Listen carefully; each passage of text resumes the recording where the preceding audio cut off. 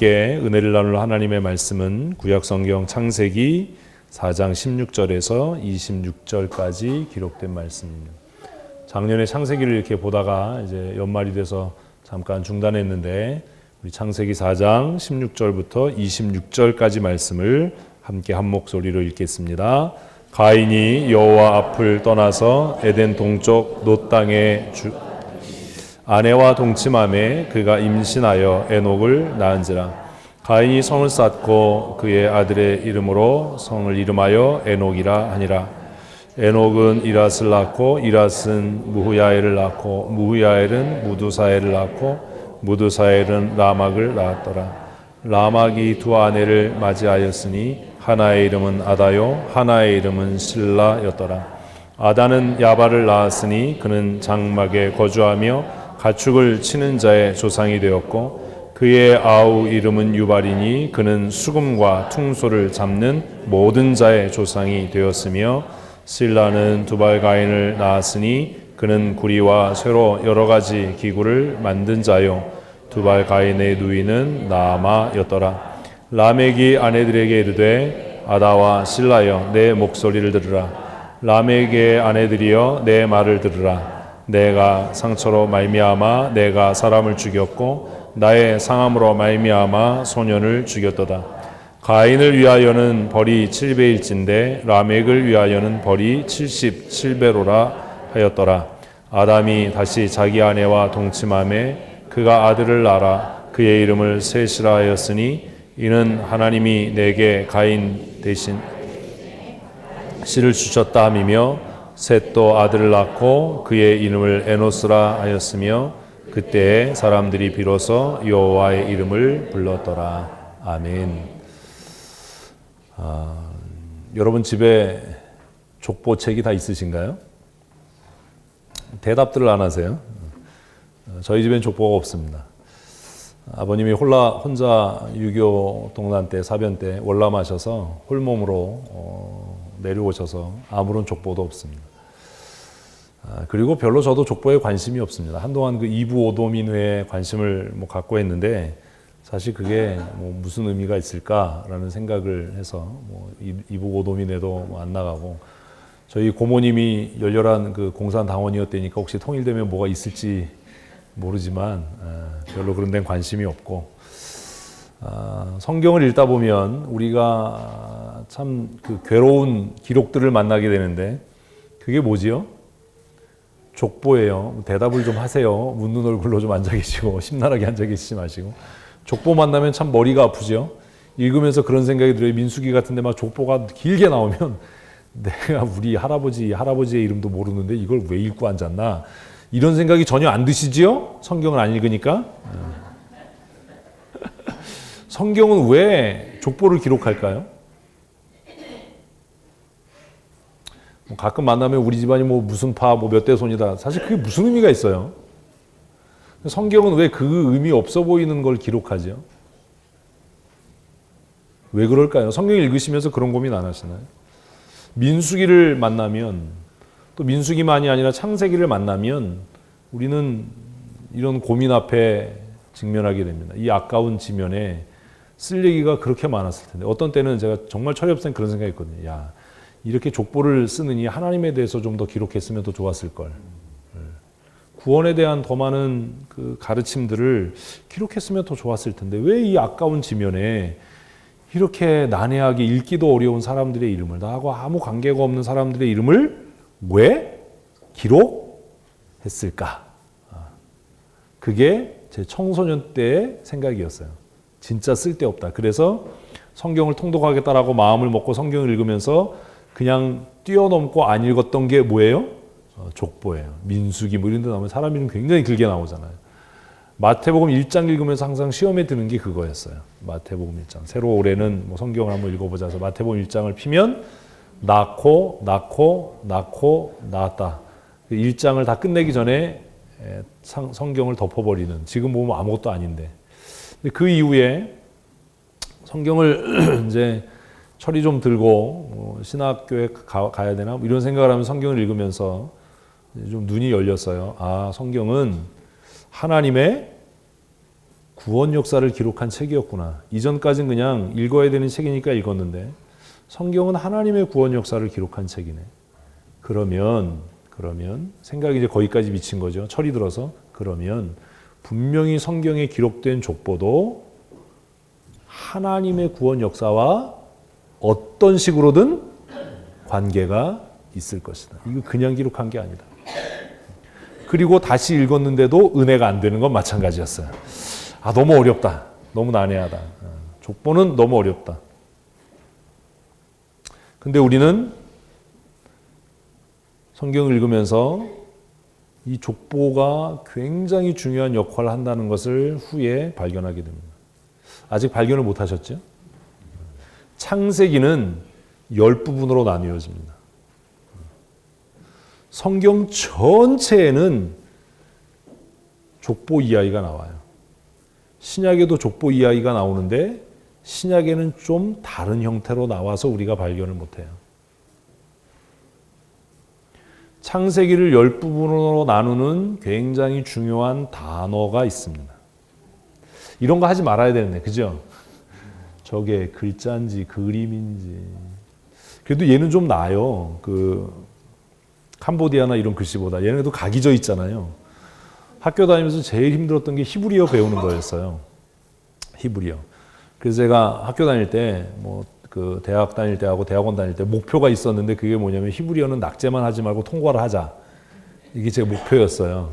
낙제를 하면 졸업을 못하니까. 히브리어 헬라어는 필수 과목이기 때문에 낙제를 하면 졸업이 안 됩니다. 그래서 어쨌든 65점 이상은 맞자.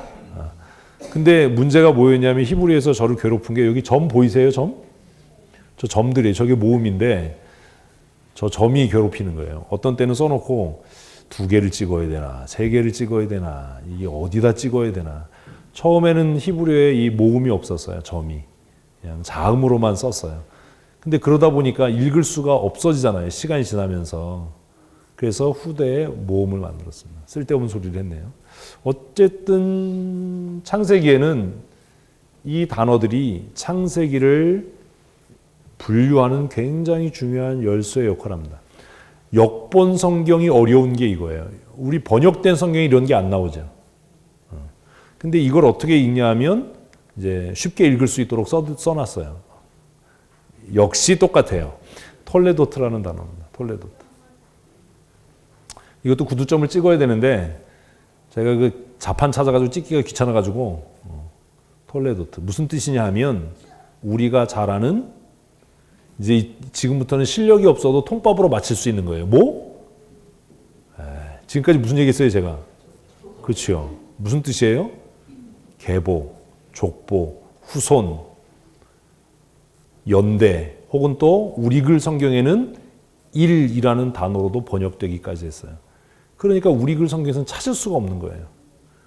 하나님이 하신 일, 이럴 때도 뭐가 쓰여졌어요? 톨레도트라는 단어가 쓰여졌어요. 이 단어로 창세기는 10부분으로 나뉘어집니다. 우리 교회는 이게 신학 강인지 이게 굉장히 중요한 거예요.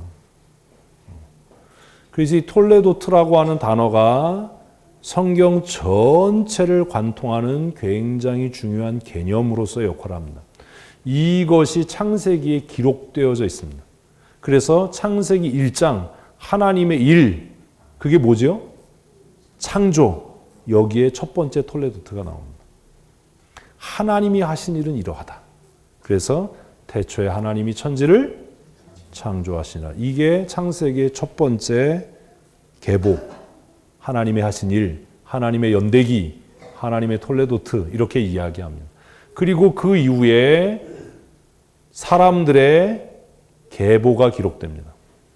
우리는 무슨 김씨, 결혼하니까 광산 김씨라고 엄청 힘을 주더라고요. 무슨 파다. 저한테 누가 무슨 이씨냐고 그러면 제가 안 가르쳐줘요. 남한에는 저의 이씨를 가진 사람이 별로 없어요. 무슨 파냐고 물으면 저는 대파라고 그래요. 쪽파보다 낫잖아요. 응? 대파다. 근데 예수 믿는 사람은 좀 개념이 달라져야 된다는 거예요. 그게 성경이 우리에게 이야기하는 거였어요. 처음부터. 제 본은 청해입니다. 그러면 어디 나라 사람이에요? 중국 사람이죠. 이성계가 나라를 만들 때 이제 정치적으로 기반이 약하니까 중국의 정치 자문을 구했고 그 분이 저희 조상의 시조래요. 근데 저는 뭐 관심 없어요. 얼굴도 못 봤고. 그래서 중국에서 건너온 성씨. 근데 뭐 저만이 아니에요. 머리가 좀 곱슬이고 뭐 쌍꺼풀 지고 뭐 이런 사람들은 다 중국 사람인 거죠.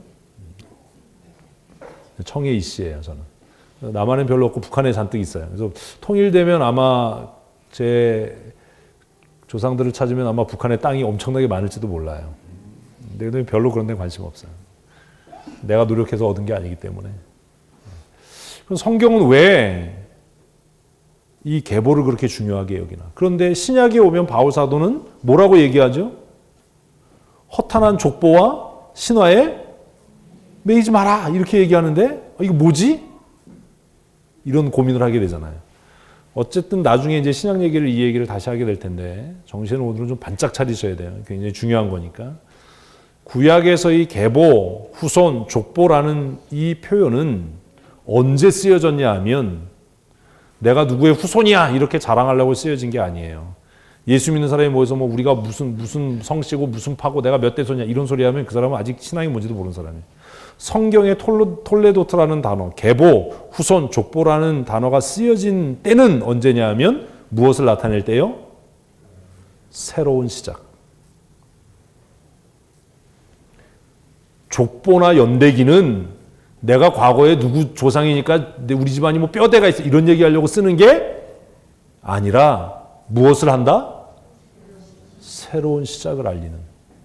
그래서 창세기에 쓰여졌던 이 톨레도트라는 단어는 무언가 새로운 것이 시작되는 거예요. 그게 창세기 1장의 하나님의 일이에요. 창세기 1장에 하나님이 하신 새로운 일은 뭐예요? 창조하신 일이에요. 그죠? 그리고 오늘 우리가 읽은 4장 마지막 부분을 읽었는데 5장에 뭐 나오겠어요? 실력이 없어도 이제 통밥으로 알아야 되는데 5장에 뭐 나오겠어요? 이 족보가 나와요. 톨레도트가 나와요. 그래서 4장 마지막 부분을 오늘 본문으로 정하는 겁니다. 그래서 5장에 이제 뭐가 시작되는 거예요? 새로운 시작. 그리고 이 톨레도트가 언제 또 한 번 나오겠어요? 노아 홍수 때 나오겠죠. 아니, 그러니까 우리가 성경을 너무 이게 그냥 의미 없이 하는 거예요. 그냥 통밥상 창세기에서 새로운 시작 그러면 딱 두 번은 얘기해야죠. 뭐요? 하나님의 창조. 그 다음에 뭐요? 물로 심판하심. 이거는 그냥 나와야지. 이건 그냥 껌이지 이거는. 홍수는 뭐의 시작이에요? 새로운 시작이잖아요. 싹 쓸어버리고 새 언약을 세우잖아요. 그러면 이 톨레도트 얘기가 나오면 무슨 얘기가 나오겠어요? 새 언약. 참 내가 우리 교회를 너무 과대평가하나 봐. 이 정도는 알아요. 뭐가 나온다고요? 새 언약. 그러면 신약에서 톨레도트라는 단어가 쓰여질 만한 사건은 뭐예요? 예수 그리스도의 오심이에요. 그래서 예수 그리스도께서 오셔서 새로운 족보가 시작되는 거예요. 그러니까 우리의 본은 다 뭐예요? 예수지요. 파는요. 뭐 대파든지 쪽파든지 그건 마음대로 하시고. 근데 이게 예수 믿으면서 아직도 무슨 씨, 무슨 파야 뭐 이러고 이러면 이게 복잡해지는 거예요. 뭐 조상이 아래에서 나왔어요. 근데 그 사람이 어떻게 천국 가요? 아래에서 나왔는데. 응? 그렇잖아요. 신약에서도 예수님의 오심을 통해서 예수님께서 구약의 이 개념을 우리는 이해를 못하지만 이제 이러면 여러분이 정리가 되셔야 돼요. 이게요. 그래서 성경이 제가 지금 10년쯤 했으니까 조금 깊이 들어가는 거예요. 설교를 아무나 할 수 있는 게 아니다라는 거죠, 사실은. 예수님께서 이것은 너희를 위하여 세우는 새 언약이다. 그럼 뭐가 들어가야 되는 거예요? 톨레도트. 왜? 뭘 이야기하니까? 새로운 시작. 그러니까 제가 신약에도 족보가 있다라고 얘기했잖아요. 그래서 그것을 바울은 계보, 족보라는 말 대신 이제 우리가 그리스도 안에서 뭐다? 하나의 지체다. 이방인이나 헬라인이나 종이나 자유자나 이런 차별이 그리스도의 구원 안에 없다. 이렇게 된 거예요. 그러니까 예수 믿으면서 내가 무슨 뭐 광산김 씨야, 청해이 씨야, 이게 아무 의미가 없다는 거지요. 새로운 계보, 예수 그리스도로 말미암아 시작된 새로운 계보는 딱 둘이에요. 뭐? 예수 안에 있느냐, 예수 밖에 있느냐. 이거지. 내가 무슨 파고 뭐 어쩌고 저쩌고 뭐 종종의 산이 많은데 그 재산을 내가 어떻게 좀 뭐 상속받아야 되겠고 이런 생각하면 이건 조금 좀 그런 건 거예요. 이게 정말 기독교 신앙이라고 하는 것은 세계관을 바꾸는 역사예요. 그래서 이 계보 톨레도트라고 하는 개념은 창세기에 나타나고 있는 개념은 성경을 창세기부터 요한계시록 전체까지를 뭐하는 써놨잖아요. 관통하는 새로운 개념인 거죠. 굉장히 어려운 얘기인데 지금 제가 아주 이걸 쉽게 설명하려고 무진장 고민을 했거든요. 예수 평생 믿었는데 톨레도트라는 단어도 오늘 처음 들어봤고 창세기 이런 게 나오는 건지도 처음 들어봤고 우리는 이렇잖아요 사실. 근데 우리는 우리가 생각할 때 뭘 안다라고 자꾸 착각을 하거든요. 우리는 이 새로운 시작에 지금 막 발을 디디려고 하는 겁니다. 그래서 4장 마지막 부분이 굉장히 중요합니다. 잊지 마십시오. 이게 지금 서론인데 굉장히 중요한 말씀 드렸으니까 잊지 마셔야 돼요. 이제는 내가 뭐 김씨냐 이씨냐 박씨냐 우리 조상이 무슨 뭐 누구고 뭐 충렬공파고 무슨 파고 이게 중요한 게 아니라 나와 내 가문과 내 가족과 내 자녀가 어디 안에 있는가? 예수 안에 있는가? 이걸 위해서 우리는 이제 올해 상반기에 가족 구원을 위해서 영적인 전투를 시작하는 겁니다. 아멘. 그래서 선포식을 한다는 건 이 행사를 시작합니다라는 출범을 외치는 게 아니에요. 전도 대상자를 작정하고 가족 구원을 위한 선포식을 하는 건 뭐 하는 거예요? 선전포고를 하는 거예요. 누구에게요? 사단에게요. 너 각오해야 돼. 지금 너에게 붙잡혀서 종노릇하는 내 자녀를, 내 가족을, 내 형제를 우리가 싸워서 어떻게 할 거야? 구출해 낼 거야. 아멘. 이런 각오가 목사님 선포식 해야 되네. 선포식 왜 하죠? 지금 이런 뭐 선포식은요 그냥 이벤트가 돼버린 거예요. 교회에서 빵빠레 불고 뭐 폭죽 터뜨리는. 아니 어떤 나라가 선전포고를 그렇게 합니까? 선전포고는 어떻게 해야 돼요? 비장하게. 한 번도 안 해봐서 또 모르세요? 부부싸움 해보셨잖아. 부부싸움도 일종의 선전포고잖아요. 어떻게 해야 돼요? 꽃가루 뿌리면서 해요? 싸울 거야! 폭죽 빵 터뜨리고 오늘 한번 해봐! 뭐 이러나요? 아니잖아요. 근데 교회는 이상한 일을 하는 거예요. 우리가 누군가를 작정했다 전도하기로. 그럼 뭐 해야 돼요? 비장한 각오를 해야 되는 거예요. 비장한 각오. 말씀이 다 끝나기 전에 제가 이번 주에 숙제를 내드릴 거예요. 이번 한 주간 명절도 꼈잖아요. 집에서 영화를 한 편 보고 다음 주에 오십시오. 오래된 영화니까 돈 안 들이고도 보실 수 있을 겁니다. 좀 깁니다. 그래도 보십시오. 이 영화를 보시고 오셔야 다음 주에 설교가 확실하게 이해가 될 겁니다. 근데 제가 이번 한 주간 할 수 있을지 준비를 할 수 있을지 모르겠지만 이렇게 해놔야 제가 또 뺀질거리지 않고 준비를 하니까 쇼생크 탈출이라는 영화를 이번 주에 보십시오. 안 쓰셔도 돼요. 카페에 올려놓을 거예요. 그걸 뭘 또 쓰려고 그래. 그걸 또 써놔야지. 카페에 알려드립니다에 써놓을 테니까 이번 주에 시간을 내셔서 또 이제 집에 가서 쇼팅 탈출이라고 그랬냐? 이러지 마시고 쇼생크 탈출을 한번 보시고 다음 주에 오시면 다음 주에 풍성한 말씀의 은혜를 함께 나누실 수 있을 겁니다. 성경을 보는 관점이 좀 달라져야 됩니다. 우리의 인생을 보는 관점이 좀 달라져야 됩니다. 내가 청해이 씨 무슨 파 몇 대 손이다 이게 중요한 게 아니라 나와 내 가정과 내 가문이 누구 안에 있는가? 예수 안에 있는가? 믿음 안에 있는가? 이것이 성경이 말하는 새로운 계보. 그래서 오늘 말씀의 제목이 뭐예요? 이분들 보게나 진짜 거룩한 계보. 이게 조폭 영화가 아니란 말이에요. 거룩한 계보라는 영화 있었잖아요. 참. 거룩한 계보. 거룩한 계보를 써나가십시다. 그럼 그 거룩한 계보가 무엇인지 오늘 이제 살펴보는 거예요. 오늘은 족보 얘기하는 거예요. 오늘 우리가 읽은 본문 말씀은 가인의 족보의 시작입니다. 가인의 계보의 시작. 가인이 어떤 사람인지는 작년에 다 했지요? 동생 쳐 죽였잖아요.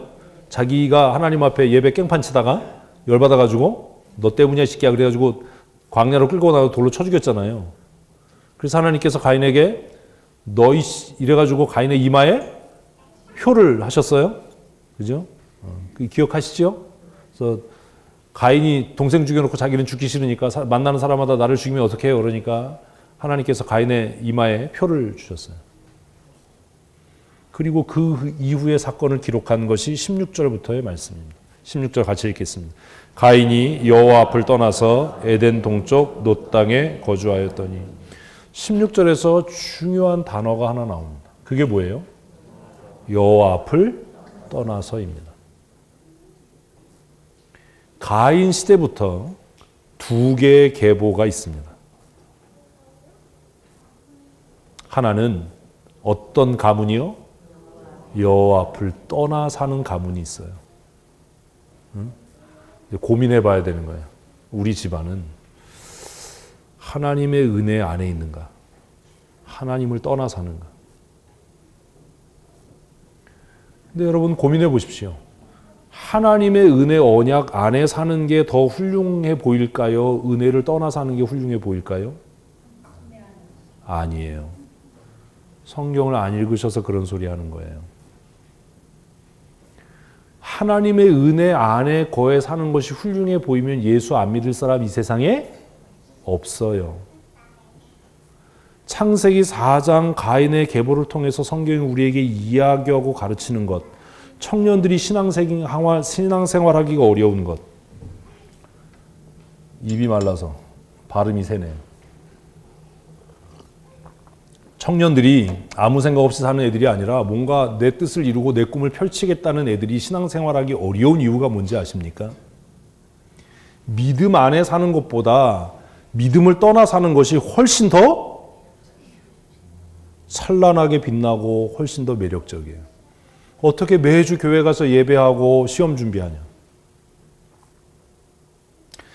어떻게 성경에 나와 있는 하나님의 율례와 법도를 다 지키면 나는 언제 돈 모으냐? 쉽게 말하면 이런 거죠. 언제 11조 생활하고 구제헌금하고 뭐 건축헌금하면 나는 언제 새 차 사고 나는 언제 좀 좋은 옷 입어보고 언제 폼나는 생활해보냐? 친구 만났더니 명품백 사가지고 뭐 그냥 뭐 악어를 메고 다니고 그러는데 나는 맨날 비닐 쪼가리 가방 들고 다녀야 되나? 뭐 이런 생각이 들잖아요. 친구 만났는데 걔는 활부금 내가지고 새 차 사고 타고 다니는데 나는 11조 내는 거 모으면은 그거 활부금 다 될 것 같은데 나는 왜 이러고 살아야 되나? 어떤 게 더 화려해 보여요? 근데 조금 아까 얘기하고 다르잖아요, 현실이. 우리는 그냥 아무 고민 없이 신앙생활하니까 예수 안에 언약 안에 사는 게 훨씬 빛나고 찬란해 보여요. 안 그래요. 실제로는요. 어디에 사는 것? 예수 밖에 사는 게 훨씬 더 멋있어 보이고요. 나이스해 보이고요. 예수 안 믿는 요새 청년들 보세요. 뭐 철철이 때때 해외여행 다니고 명품 가방 들고 다니고 경력 쌓아서 그냥 좋은 직장 들어가서 좋은 차 타고 다니고 불금을 맞이해서 부어라 마셔라 그냥 주님이 오시네 쭉쭉 넘어가네 뭐 이러고 하는데 이거 아는 사람은 수상한 사람들이에요. 이거를 아는 이 노래를 아는. 근데 예수 믿는 청년들은 그 불금에 교회 와가지고 주님 찾아오셨네 모시어 드리세 똑같은 주님인데 이게 왜 그 주님하고 이 주님은 다른지. 우리는 성령 충만을 받아라 근데 거기는 다른 주님을 막 그러잖아요. 그 노래 아세요? 이거 알면 안 되는 건데. 혼란스럽잖아요. 근데 혼란스러울 게 아무것도 없어요. 왜냐하면 창세기 4장은 이미 그것을 다 기록해 놨거든요. 이걸 그냥 아무 생각 없이 읽었으니까 아무것도 안 보이는 거예요. 가인이 하나님 앞을 떠나 살았습니다. 그러면 망해야지요. 그지요? 우리 그렇잖아요. 근데 더 잘 돼요. 정신 넋 빠진 이 예수 믿는 척만 하는 사람들이 하나님의 은혜로 우리 아들이 뭐 좋은 직장 들어갔고 웃기는 소리 하지 말라고 그러세요. 성경은 그렇게 얘기 안 해요. 청년들이 왜 고민하냐면 내가 정말 예수 잘 믿으면 이 세상의 경쟁에서 밀려날 것 같고 찌질해질 것 같으니까 그것 때문에 갈등하는 거거든요. 어른 세대는 그걸 이해를 못하는 거거든요. 이해를 못해서 그렇게 얘기하면 안 돼요. 이해해요. 맞아. 너 신앙생활 잘하려면 찌질해져야 돼. 그러나 그것에 영생의 복이 있어. 이래야 되는데 어른 세대는 무조건 예수 잘 믿으면 복 받아. 근데 청년들은 현실적으로 사회에 나가보면 예수 잘 믿는 나보다 허랑방탕하게 또 다른 주님을 모시고 사는 걔가 너무나 멋있어 보이고 화려해 보이고 찬란해 보이고 빛나는 청춘을 보내는 것 같고 이런데 어떻게 예수를 잘 믿을 수 있겠어요. 교회가 하는 건 다 거짓복음 같은데. 하나님이 복 주신데 나는 비닐 가방 메고 다니는데 그놈의 기집애는 나 학교 다닐 때 공부 찌질하게 못했는데 악어백 들고 다니고 나는 저기 동대문 가가지고 이렇게 비슷하게 붙은 샤, 놀 이런 거 쓰는데 그렇잖아요. 걔도 가방 메고 나서 너도 짝퉁이 저니까 이놈의 기집애가 미쳤나 이러고 이건 뭐 300만 원짜리 뭐 이러는데 어떻게 속이 안 뒤집어지겠어요. 우리는 새벽기도 끌려 나와가지고 나오지도 않지. 피곤하게 하루를 시작하는데 걔네들은 새벽에 피트니스 클럽 가가지고 상쾌하게 하루를 시작하는데 어떻게 이게 같아지겠어요. 새벽에 수영장 가서 수영 한번 하는 게 나아요? 기도에 나와서 기도 한번 하는 게 나아요? 말하지 마세요. 제가 시험 드니까. 이거잖아요. 지금 우리 사실 이거잖아요. 왜 젊은이들이 새벽기도 안 나와요? 그 시간에 자는 게 아니잖아요. 나가서 피트니스 센터 가서 한번 땀 흘리고 수영장 가서 수영하고 끝이 정성택. 그게 좋지. 우중충한 예배당에 새벽부터 와가지고 주여 이러다가 이거 조는 듯 깨는 듯 뭐 이러다가 이렇게 하루를 시작하고 싶지 않은 거잖아요. 이게 현실이잖아요. 근데 맨날 청년들한테 예수 믿으면 복 받아 잘 돼 형통해. 그게 먹히겠냐고요. 안 되지. 무슨 예수 안에 있는 게 복음 안에 있는 게 어떻게 더 찬란하고 아름다워 보이고 거짓말이지. 안 그래요. 안 그런 건 안 그렇다고 솔직하게 얘기를 해줘야 되는 거예요. 청년들에게 그렇게 얘기해줘요. 너 예수 잘 믿으면 찌질해질 수 있어. 너 예수 잘 믿으면 새 차도 40이나 돼서 사야 될 거야. 20대는 절대로 새 차 살 생각하지 마. 너 사면 망해. 네가 새 차 사면 그날부터 헌금하겠어? 할부금 내야지? 응? 그것도 새 차 살 거면은 걔네들이 뭘 사겠어요? 뭐 K5나 이런 거 사지 걔네들이 무슨 뭐 티코 이런 거 사겠어요?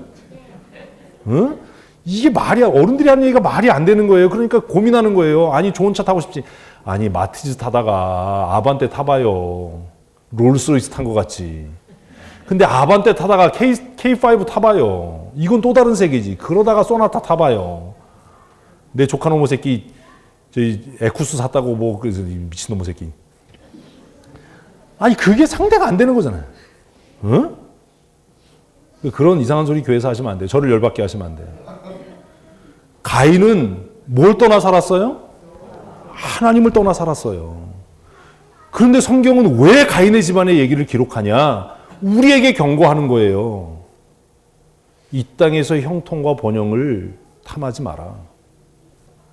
가인의 집안 얘기 한번 보시겠어요? 얼마나 잘 나가는지 15절입니다. 아내와 동침함에 그가 임신하여 에녹을 낳은지라 가인이 성을 쌓고 그의 아들의 이름으로 성을 이름하여 에녹이라 하니라. 자, 이제 이쯤 되면 정말 우리가 신앙생활 잘하는 부모라면 자식한테 재산 물려주려고 하면 안 되는 겁니다. 네? 가인이 했던 건 뭐예요? 아들의 이름으로 성을 쌓아서 아들에게 물려줬어요. 예수 믿는 사람들도 그냥 자식한테 재산 물려주려고 어떻게든지 그러는데 여러분 이것 별로 성경적인 거 아닙니다. 가인이 했던 일이 뭐예요? 아들 위해서 성 쌓고 그 성을 아들 이름으로 명명했어요. 그럼 누구 거예요? 아들 거죠. 근데 이놈의 아들이 뭐 했는지 보세요.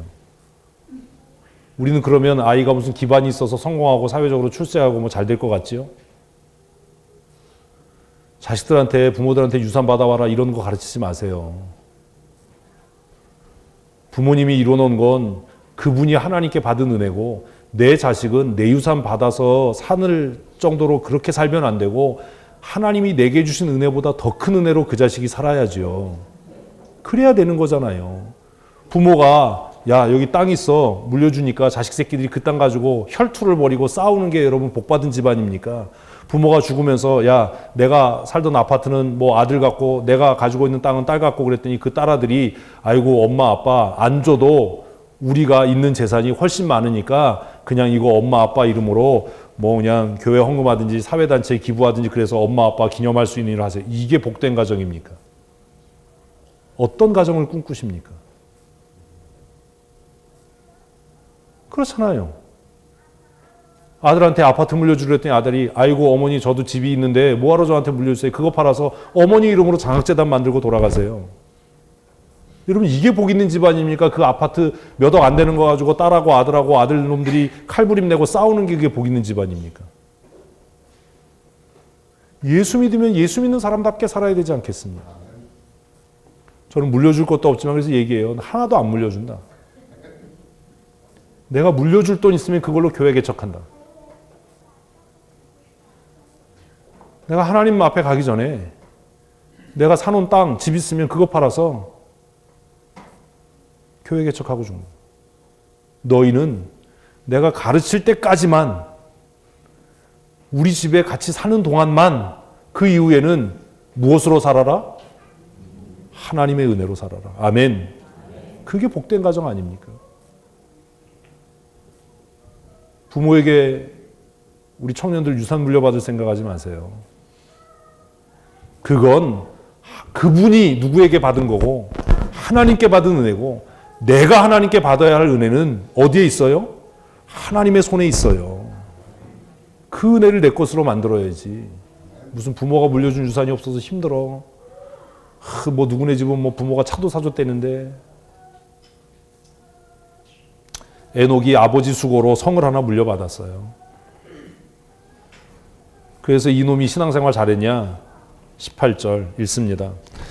에녹이 이랏을 낳고 이랏은 무야엘을 낳고 무야엘은 무드사엘을 낳고 무드사엘은 라멕을 낳았더라. 성경은요 관심이 하나예요. 여러분 에녹이 이랏 하나만 낳았겠어요? 아니죠. 지금 뭐 때문에 기록하는 거예요? 라멕 때문에 기록하는 거예요. 그렇게 아버지가 성 지어줘서 재산 물려줘서 떵떵거리고 살았던 그 가문을 통해서 누가 나왔어요? 라멕이라는 놈이 나왔어요. 근데 이 라멕이 얼마나 황당한 놈인지 아십니까? 사랑하는 성도 여러분, 믿음을 유산으로 상속하십시오. 나 죽으면 낙골당에 넣고 찾아와 이런 거 하지 말고 뭐 성묘 와서 풀 깎아 이런 거 하지 말고 내 사랑하는 자녀들에게 내가 기도했던 자리, 내가 읽었던 성경, 내 믿음을 그 자녀에게 상속하십시오. 여러분 우리 교회에서 집사되고 권사되고 장로된 이후에 기도하셔야 돼요. 하나님, 내 아이가 내가 떠난 곳에서 장로되고 집사되고 권사되는 은혜, 우리 가정이 거룩한 계보를 이어가는 믿음의 가정이 되게 해주십시오. 그거 위해서 기도하셔야 됩니다.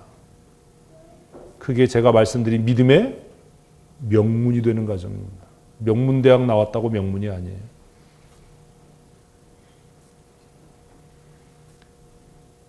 라멕을 낳았습니다. 이 라멕을 보십시오. 같이 읽습니다. 라멕이 두 아내를 맞이하였으니 하나의 이름은 아다요 하나의 이름은 실라다. 무슨 일을 하죠 라멕은? 안 보이세요? 하나님이 창조한 질서를 파괴했어요. 처음으로. 하나님은요 한 남자 아담을 만드시고 한 여자 하와를 만드셔서 뭘 이루게 하셨어요? 가정을 이루게 하셨어요. 근데 라멕은요 나는 하나님의 법대로 안 살겠다는 거죠. 성경에 최초로 두 아내를 맞이한 사람은 라멕입니다. 성경이 왜 이것 기록하겠어요? 가인이 누구를 떠나 살더니 하나님을 떠나 살더니 그 열매를 거두는 겁니다. 지금 당장은 좋은 직장 들어가고 뭐 공무원 시험에 합격하고 좋은 인류 기업에 취업하고 그것이 복인 것 같아 보일 수 있지만 끝내는 그게 복이 아니라는 거예요.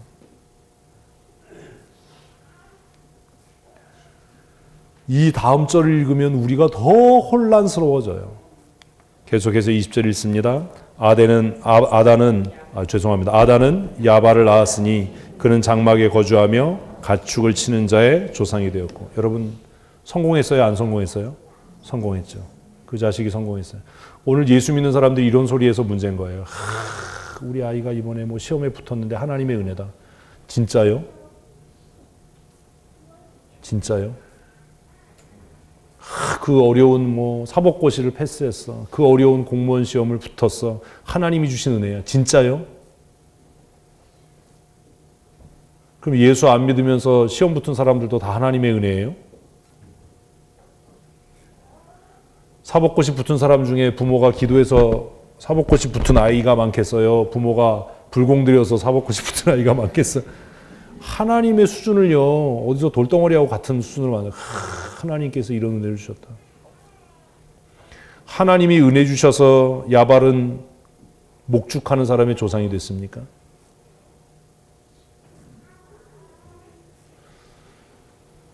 창세기 4장 읽으면 진짜 고민이 많아져요. 이 이후로 목축하려고 하는 사람은 누구한테 가서 배워야 돼요?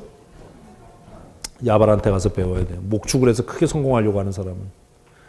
그 제가 청년들에게 그런 얘기하는 거예요. 크게 성공할 생각하지 마라.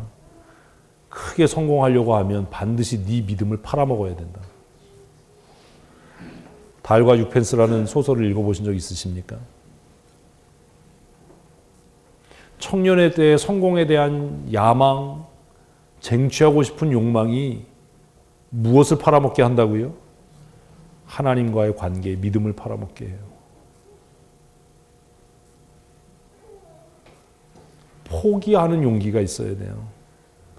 야발한테 가서 배우지 않고 양을 치면 그냥 먹고 살 만큼은 하겠지요. 뭐는 못 돼요? 큰 부자는 못 될 겁니다.